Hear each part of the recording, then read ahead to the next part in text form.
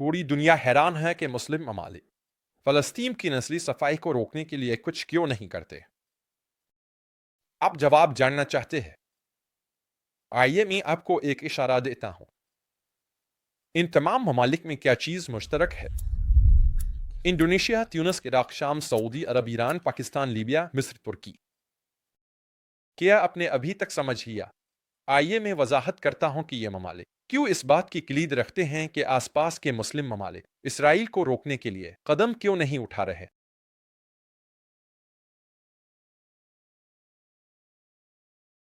हम सब जानते हैं कि 7 अक्टूबर से जारी जंग ने मुस्लिम हुकूमतों की हकीकी फितरत को बेनकाब कर दिया है। हम हमेशा जानते थे कि ये हुकूमतें करप्ट, आमिराना और मुस्लिम अवाम में इंतहाई गैर मकबूल हैं, लेकिन हमें यह एहसास नहीं था कि वो इतनी मुकम्मल तौर पर फिर बेकार भी हो सकती हैं। हम इस सूरत हाल तक कैसे पहुंचे?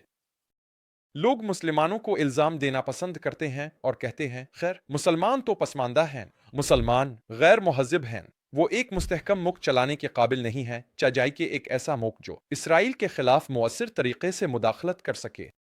लेकिन ये मुनसिफाना नहीं है। मुसलमानों को पिछले 100 सालों में एक मुस्तहकम इस्लामी मुल्क बनाने का मुनसिफाना मौका नहीं दिया गया। और अगर आप माफिया के बारे में कुछ जानते हैं तो आप जानते हैं कि ऐसा क्यों है। अब माफिया में जो भी लाइन से बाहर निकलता है इसे खत्म कर दिया जाता है। अगर आपको जो कहा जाए वो ना करें तो आपको मछलियों के साथ सोने का मौका मिलता है। इस मिसाल में माफिया के सरबराह अमेरिका और इसराइल हैं।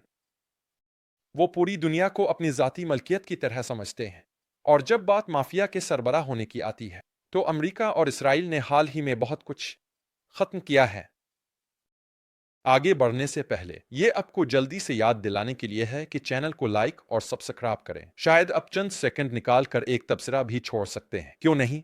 दूसरी जंग अजीम के बाद से अमेरिका दुनिया की सबसे ताकतवर हुकूमत रहा है और उसने तमाम ममालिक से मुतालबा किया है कि वो सरमायादारी, लिबरल, इंसानी हुकूक, मिसवानियत, LGBT और बहुत कुछ के हवाले से इसकी सियासी और इक्तिसादी पॉलिसियों को अपनाएं।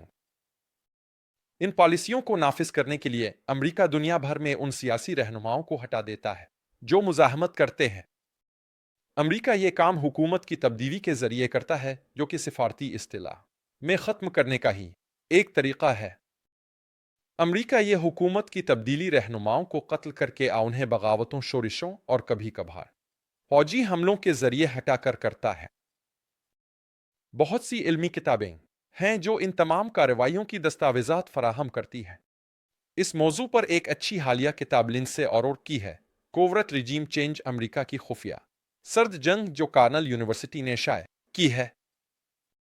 औरोर दस्तावेज करती हैं कि अमेरिकी हुकूमत ने सिर्फ सर्द जंग के दौर में 1947 से 1989 के दरमियान 60 खुफिया हुकूमत की तब्दीली की कार्रवाइयाँ और 6 खिली कार्रवाइयाँ शुरू की।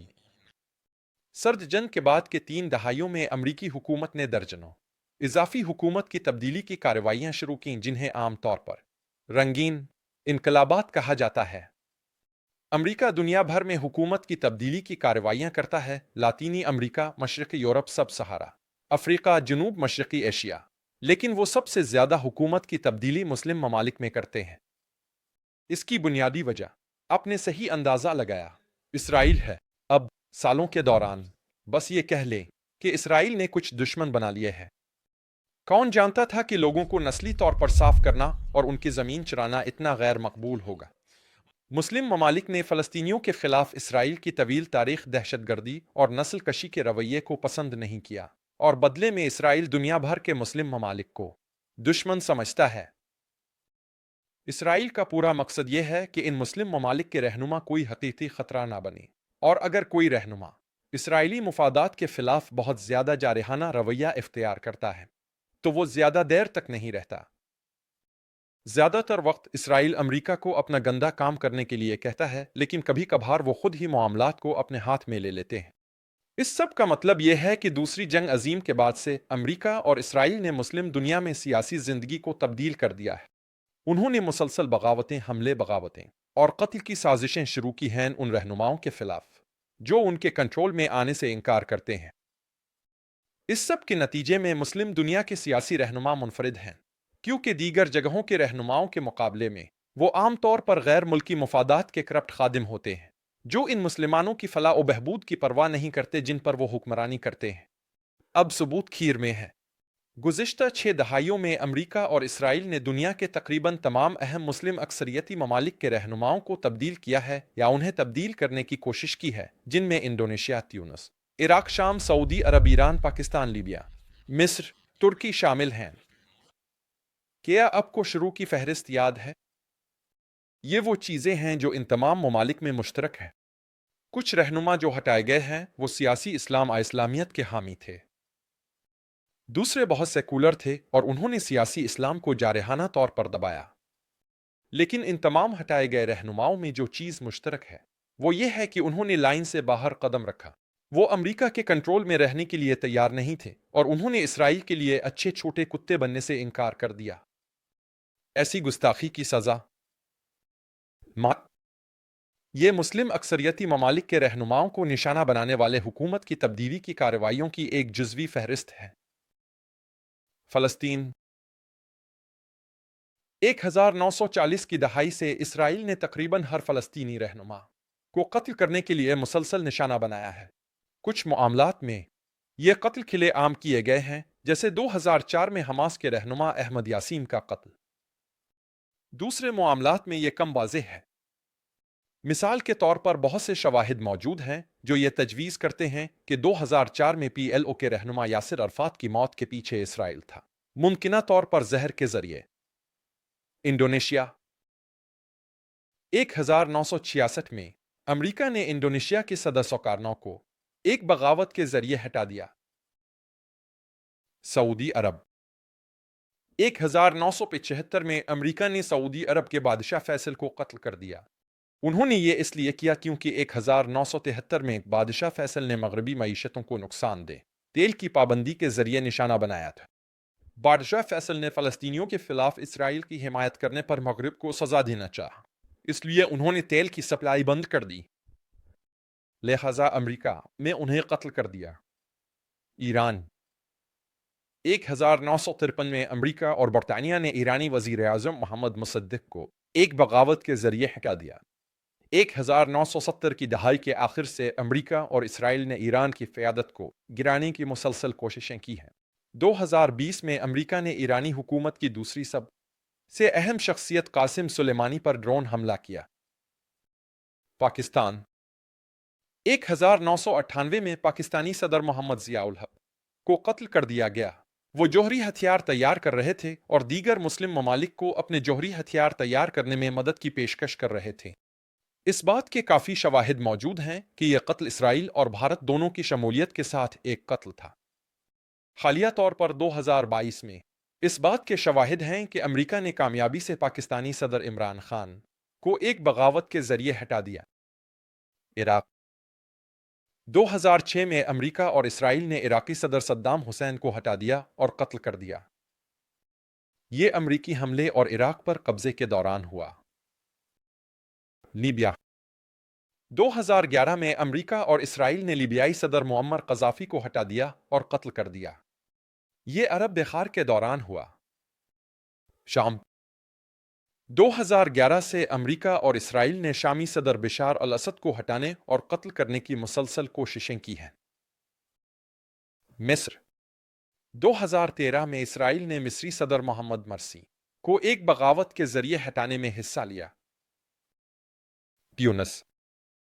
تونس رہنما راشد غنوش کو سیاسی چالوں کے ذریعے ہٹا دیا گیا اور 2023 سے وہ جیل میں ہے۔ غنوش کی قید جزوی طور پر اسرا العامر کا پالیسی کا نتیجہ ہے، جو عرب بہار کے بعد منتخب اسلامی رہنماؤں کو ختم کرنے کی کوشش کرتی ہے۔ ترکی 2016 میں اس بات کے شواہد موجود ہیں کہ امریکہ اور اسرائیل ترک صدر اردگان کو ہٹانے کی ناکام بغاوت کی کوشش میں ملوث تھے۔ اس تمام تعریف کو دیکھتے ہوئے یہ کوئی حیرت کی بات نہیں کہ مسلم دنیا کی قیادت اتنی کمزور اور بدعنوان ہے۔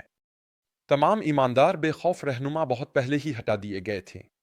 جو بچا ہے وہ صرف باقیات ہیں۔ بہت سے طریقوں سے ان رہنماؤں کے پاس کوئی اور راستہ نہیں ہے۔ انہیں کھیل میں شامل ہونا پڑتا ہے۔ انہیں مجبور کیا جاتا ہے کہ وہ اپنا تیل امریکہ کو کم قیمت پر دیں۔ انہیں مجبور کیا جاتا ہے کہ امریکی فوج کو اپنی سرزمین پر اڈے بنانے کی اجازت دیں۔ انہیں مجبور کیا جاتا ہے کہ اسرائیل کے ساتھ معاہدے کریں۔ انہیں مجبور کیا جاتا ہے کہ وہ جدید ہتھیار نہ بنائیں۔ انہیں یہ بھی مجبور کیا جاتا ہے کہ وہ مسلم اماموں کو امریکہ اور اسرائیل پر تنقید کرنے سے روکیں۔ انہیں مجبور کیا جاتا ہے کہ وہ معاشرے میں اسلامیت کی کسی بھی علامت کو روکیں۔ مثلاً ریاستی پولیس کو داڑھی رکھنے والے، حجاب پہننے والے مذہبی مسلمانوں کو ہراساں کرنے کے لیے استعمال کریں۔ انہیں یہ بھی مجبور کیا جاتا ہے کہ وہ نام نہاد انسانی حقوق کے قوانین پاس کریں، جیسے کہ حقوق آزادی اظہار کے قوانین، جو ان کے ممالک میں لوگوں کو نبی صلی اللہ علیہ وسلم کی توہین کرنے کی اجازت دیتے ہیں۔